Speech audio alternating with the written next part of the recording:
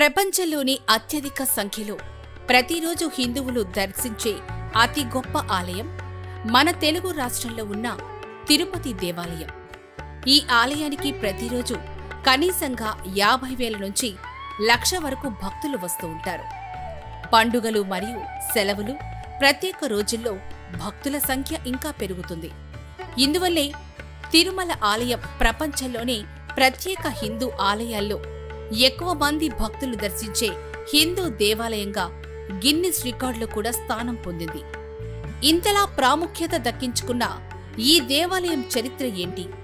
వెంకటేశ్వర స్వామివారు ఇక్కడ ఎలా అవతరించారు? ఈ ఆలయం ప్రత్యేకతలు, రహస్యాలు ఈ వీడియోలో తెలుసుకుందాం. అంతకంటే ముందు మీరు ఇలాంటి ఆసక్తికరమైన దేవాలయాల చరిత్రలు, రహస్యాలు మిస్ అవ్వకుండా ఉండాలంటే ఇప్పుడే మన వెన్లాక్స్ డివోషనల్ ఛానల్ని సబ్స్క్రైబ్ చేసుకోండి.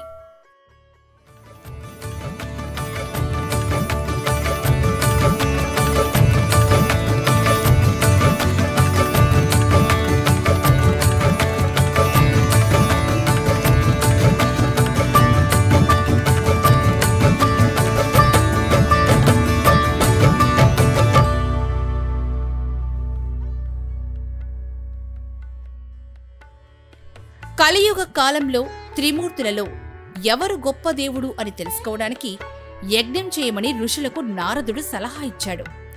ఋషులంతా ఏకమై సప్త ఋషుల్లో ఒకరైన భృగు మహర్షికి ఈ బాధ్యతను అప్పగించారు. భృగు మహర్షి మొదట బ్రహ్మదేవుని వద్దకు వెళ్ళాడు. బ్రహ్మదేవుడు సృష్టి కార్యంలో మునిగిపోయి మహర్షిని గుర్తించలేదు. తర్వాత శివుని వద్దకు వెళ్ళగా శివుడు తన ధ్యానంలో లీనమై ఉన్నాడు. చివరగా భృగు మహర్షి వైకుంఠంలో విష్ణువును సందర్శించాడు. అప్పుడు విష్ణువు ఆదిశేషునిపై లక్ష్మీదేవి ఒడిలో నిద్రిస్తూ ఉన్నాడు. విష్ణువు పాదాలు మహర్షి వైపు ఉన్నాయి. దీన్ని అవమానంగా భావించిన భృగు మహర్షి కోపంతో విష్ణువు ఛాతిపై కాలితో తన్నాడు.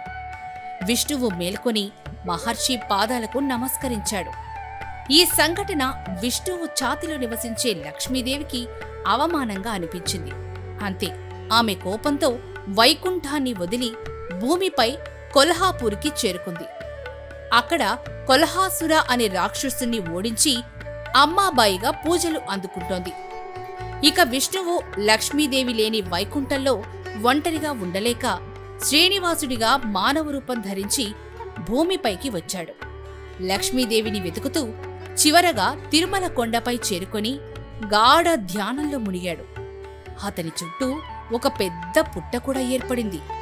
ఈ విషయం తెలిసిన లక్ష్మీదేవి శివుడు మరియు బ్రహ్మలను సహాయం కోరింది. శివుడేమో ఆవుగా, బ్రహ్మ దూడగా మారి స్థానిక చోళరాజు పశువుల మందలో చేరారు. ప్రతిరోజు ఆ ఆవు పుట్టలో ఉన్న శ్రీనివాసుడికి పాలు అందించేది. కాని ఒకరోజు ఈ దృశ్యాన్ని చూసిన ఆవుల కాపరి కోపంతో ఆవుని కొట్టడానికి కర్ర తీసుకున్నాడు. అప్పుడు శ్రీనివాసుడు పుట్టలో నుంచి బయటకొచ్చి ఆవుని కాపాడాడు. కాని ఆ కర్ర శ్రీనివాసుడి తలకు తగిలింది. ఆ దెబ్బే నేటికి స్వామి తలపై నామంగా కనిపిస్తుంది. కోపంతో శ్రీనివాసుడు కాపరిని శపించగా అతను అక్కడే మరణించాడు. ఈ వార్త చోళరాజుకు తెలిసి అతను స్వయంగా వచ్చి ఈ దృశ్యాన్ని చూసి ఆశ్చర్యపోయాడు. కాని బ్రహ్మ శివులను గుర్తించగా ఆవు మరియు దూడను చంపడానికి బాణం సంధించాడు. శ్రీనివాసుడు ఆ బాణాన్ని అడ్డుకొని నీవు రాక్షసుడిగా జన్మిస్తావు అని రాజుని శపించాడు. రాజు క్షమాపణ కోరగా శ్రీనివాసుడు వచ్చే జన్మలో నీ కూతుర్ని వివాహం చేసుకుంటాను అని వరమిచ్చాడు. చోళరాజు ఆకాశరాజుగా పునర్జన్మించి యజ్ఞం చేయగా బంగారు కమలంలో పద్మావతి అనే కూతురు జన్మించింది. పద్మావతి అన్ని విద్యలు నేర్చుకుని యువరాణిగా ఎదిగింది. ఒకరోజు శ్రీనివాసుడు ఆశ్రమంలో ఉండగా అతని తలపై దెబ్బ వల్ల ఏర్పడిన మచ్చను చూసిన ఒక యువతి తన జుట్టును సమర్పించింది. ఆమె భక్తికి మెచ్చిన శ్రీనివాసుడు ఇక నుంచి నా భక్తులు తమ వెంట్రుకలను నీకు సమర్పిస్తారు అని వరమిచ్చాడు. అందుకే తిరుమలలో తలనీలాలు సమర్పించే సంప్రదాయం కనిపిస్తుంది. ఒకసారి శ్రీనివాసుడు అడవిలో వేటకు వెళ్ళగా పద్మావతిని చూసి ప్రేమలో పడతాడు. ఆకాశరాజు వారి ప్రేమకు అంగీకరించాడు. కాని శ్రీనివాసుడు పేదవాడు కాబట్టి సంపదల దేవుడైన కుబేరుణ్ణి ప్రార్థించాడు. దీంతో కుబేరుడు అప్పుగా డబ్బు, నగలు ఇచ్చాడు శ్రీనివాసుడికి.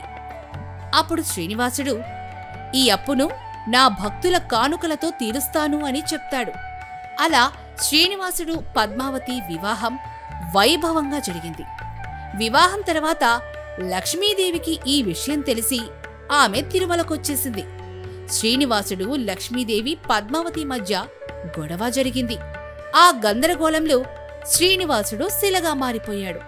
అప్పుడు బ్రహ్మ, శివులు ప్రత్యక్షమై కలియుగంలో మానవజాతి కష్టాల నుంచి విముక్తి కోసం శ్రీనివాసుడు 7 కొండలపై ఉండాలని కోరారు.